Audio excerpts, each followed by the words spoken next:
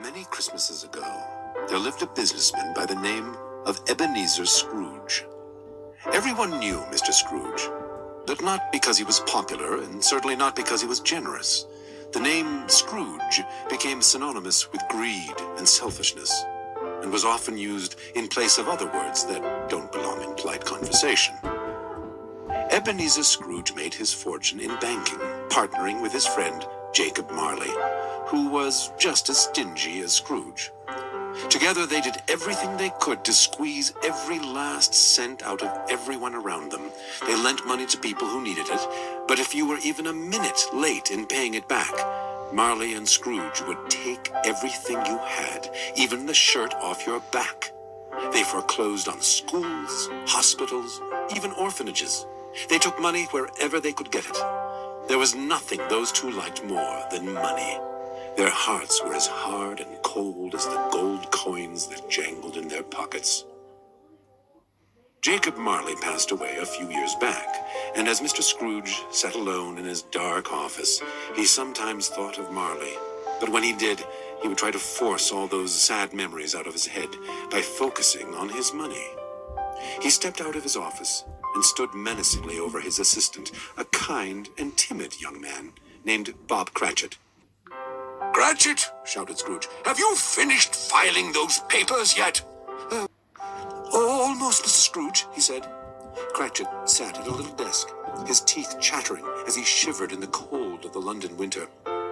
It's just, he added, I think I could go a bit faster if it was a little warmer in here. While Mr. Scrooge's office had a big, roaring fire, the only thing to keep Cratchit warm was a tiny coal heater. "Coal doesn't grow on trees, Cratchit," said Scrooge. "I'm not paying for you to get comfy. If you put another piece of coal in that heater, it's coming out of your pay." Yes, sir, of course, sir, said Cratchit. I'm sure I can get this filing done by next week. "I imagine you can. Since you seem to have been lazing about here, you'll have to come in tomorrow." But, Mr. Scrooge, tomorrow is Christmas. I need to be with my family, especially Tiny Tim. I don't know how many more Christmases he'll be around for. "That's very touching, Mr. Cratchit," Scrooge said dryly. "All right, you've swayed my heart. You can have a half day tomorrow, but I'll expect you to work through New Year's." Bless you, Mr. Scrooge, Cratchit said, reaching for his coat on his way out. Have yourself a Merry Christmas. "Christmas," said Scrooge. "Bah, humbug." With that, he shut the door on Mr. Cratchit and went back to his office. He sat at his desk, looking over papers with the frown he always wore, when he heard a strange noise, something jingling and rattling. At first, he thought it was a set of sleigh bells from the street, but when he heard it again, it was definitely coming from upstairs where he lived. Slowly, he crept through the halls, peeking cautiously into empty rooms. Just as he decided he was going mad, he heard moaning coming from the stairway behind him. Scrooge's face turned white as the all-too-familiar figure he saw hovering over the stairs, watching him with large, sad eyes. It was Jacob Marley. In the flesh. Well, sort of. He looked very much like Scrooge remembered him, except that he was transparent and dragged heavy chains from his arms and legs. "Is it really you, Marley?" asked Scrooge. "Ebenezer Scrooge," the ghost bellowed. "I have come to give you a grave warning. You must change your wicked ways, or you will wind up cursed like I am. You see, I forged these chains through a lifetime of greed and heartlessness. I know you well, old friend. I am sure your chains will be heavier. That is why, tonight, you will be visited by 3 spirits who will try to open your heart. If they cannot teach you, you will be doomed to walk the earth in chains like me." The ghost vanished before Scrooge could ask another question. Now, looking around the deserted stairway, he saw no sign of the ghost. No proof that it had ever really happened at all. Perhaps I was just seeing things, he thought. He decided he just needed to get some sleep, so he retired to his bedroom and crawled into bed. He had not been asleep for long when his window opened by itself, and a cold winter wind blew in. He shivered and got out of bed to close it. When he turned around, he saw a beautiful woman standing in front of him, wearing a long dress of blue light. I am the ghost of Christmas past. Christmas? Bah, humbug. If this is some sort of charity, you can just forget it. You won't get any money from me. I'm not here for your money, Ebenezer, she said, her voice soft and reassuring. I've come to rekindle your love of Christmas.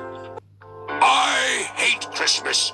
It's nothing but an excuse for lazy people to get out of work. That's what you say, but that wasn't always the case. Let me show you something. She led him to the window, a window which Scrooge had looked out many times before. This time, however, the view was different.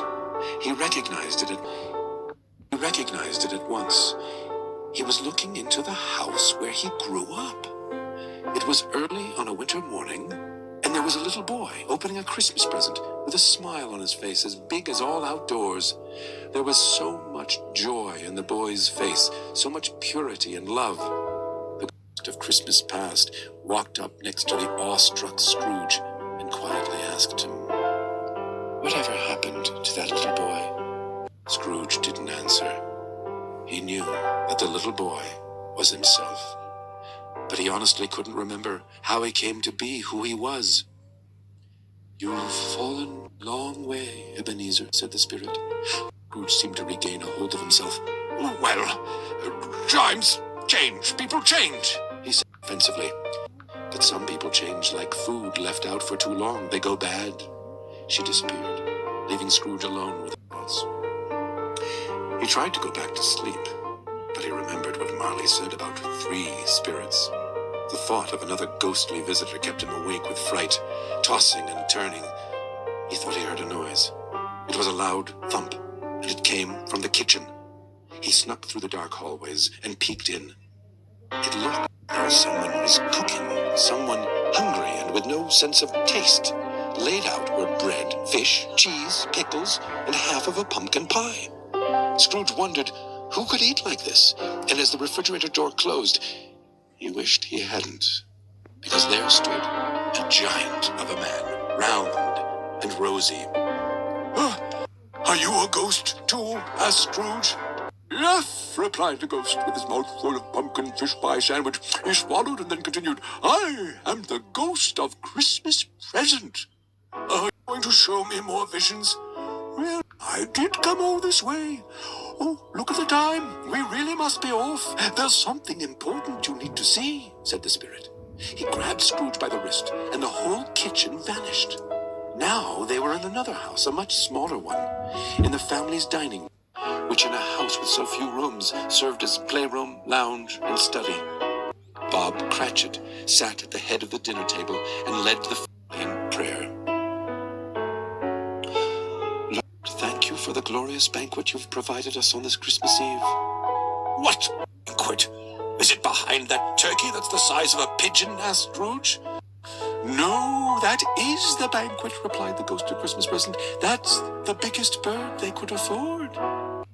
"But yet, they seem so happy," Scrooge wondered. "Please look after our family, especially Tiny Tim, who needs your miracles the most." Scrooge remembered Cratchit mentioning the name before, but he had never really paid attention. But now he carefully observed the boy. He was small and thin, underweight in fact, and he carried a tiny wooden crutch because he could no longer walk well. Very sick, but his eyes shone bright with warmth and innocence. Cratchit continued, "Also, please bless Mr. Scrooge and let him have a Merry Christmas." His wife's face turned red when she heard this. "Are you really going to pray for that old tightwad?" she demanded. "I've never met such a despicable human being. If he paid you as much as he should, we could move out of this tiny house. We could." She looked at Tiny Tim for a moment and she began to cry. She held her hand and said, "Honey, we have a roof over our head, and we have each other. We should be thankful for what we already have." Though he would never have admitted it, Scrooge's eyes began to water too. "Tell me, Spirit, what will become of Tiny Tim? Will he get better?" "If nothing changes," said the Spirit sadly, "I see an empty chair and a tiny crutch without an owner." Scrooge grabbed the ghost and shook him. "You can't be right," he cried. He's just a little boy." The ghost faded away, and he was left alone in his kitchen. He sat in his study and waited. He knew the final ghost would be with him soon. Every minute that ticked by on the grandfather's clock was worse than the one before it. Though all the windows were closed, a cold wind blew, and out of the shadows walked a dark, cloaked figure. He looked like the Grim Reaper himself, and with a single bony hand he gestured for Scrooge to follow him. Walking down the hall, Scrooge suddenly found himself at a funeral. But nobody was there, except a man in the coffin and a very bored priest who kept looking at his watch. "What sort of man can die and have no one come to his funeral?" Scrooge asked nervously. "Doesn't anyone miss him? Doesn't anyone love him?" But the ghost said nothing. He just kept walking out in the cold, snowy night. Scrooge followed behind him, and soon they were in the town square. Scrooge overheard two women having a conversation. "So, the old bat finally croaked, did he?" A friend opened her purse, revealing a pair of men's leather shoes. "I swiped these off of him before the doctors took him away. I think it's the first gift he's ever given," the other squealed, and the both women laughed. "You hear that?" Scrooge asked the Spirit. "They must have really hated that man to steal from the dead." But again the Spirit did not answer. He just kept walking through the freshly fallen snow until they came to a vast opening on the side of the town. In the dim light, Scrooge could make out the outline of headstones. "A graveyard?" Scrooge asked. "Why have you taken me here?" Go pointed out. Scrooge could make out the outline of headstones. The ghost pointed out into the distance. Scrooge tried to follow where he was pointing, but it only led out into a sea of graves. Nervously, he worked his way through the headstones, occasionally looking back at the ghost for some sign, but receiving none. As he looked back over his shoulder, he tripped on a tree root and fell face first into the dirt. As he looked up, he saw an old grave that had been untended and overgrown with ivy. As he clawed it off, he read, "Here lies Ebenezer Scrooge." He expected it to say something about his life, but it didn't. Nobody in town could think of anything nice to say about him. "The empty funeral and the vicious things those women were saying," Scrooge recalled. "They were all about me." He leaned his head on the cold stone and began to cry. "Spirit, this can't be my future. I want more than to be hated and forgotten," he sobbed. Suddenly, he had an idea. Wait. Why would you show me things I were unable to change them? No, I understand now. I can change. Spirit, you'll see. I will be kind and generous from now on. As Scrooge jumped up, he found himself back in his bed. It was morning. At first, his mind was blank as he yawned and scratched his head, but then he remembered his night. He ran to the window and shouted out to a boy on the street, "You, boy, what day is it today?" "Why, it's Christmas Day, sir," he replied. "And I'm not too late," he said, tossing a small bag of money to the boy. "Take this money, buy the biggest goose you can, and deliver it to the Cratchits. Keep the change for your troubles. Now, I have some shopping to do," he said. A little while later, there was a knock on the Cratchits' door. Bob Cratchit opened it and was promptly knocked over by the line of people marching into his dining room, carrying plump meats, vegetables, and puddings. Someone offered Bob a hand from behind a load of wrapped Christmas presents, and he was shocked to see that it was his boss. "Mr. Scrooge, I was just about to leave for work right now," said Bob nervously. "Work? Oh, well, it's Christmas, isn't it?" said Scrooge. "Well, yes, but yesterday..." You said, "Bah," said Scrooge. "You've always worked so hard. You deserve a vacation. Why don't you come back to work after New Year's?" Cratchit didn't know what to say. "Just be in the office by 9 o'clock sharp," Scrooge added, a hint of his old mean self. "After all, my new partner shouldn't be late." "Thank you, Mr. Scrooge," proclaimed Cratchit. Cratchit's wife and Tiny both came over to give Scrooge a hug. Together they all enjoyed a great and merry feast, even Ebenezer Scrooge, who found that it gave him great joy to share his wealth, and he was never mean, cheap, or greedy again. The end.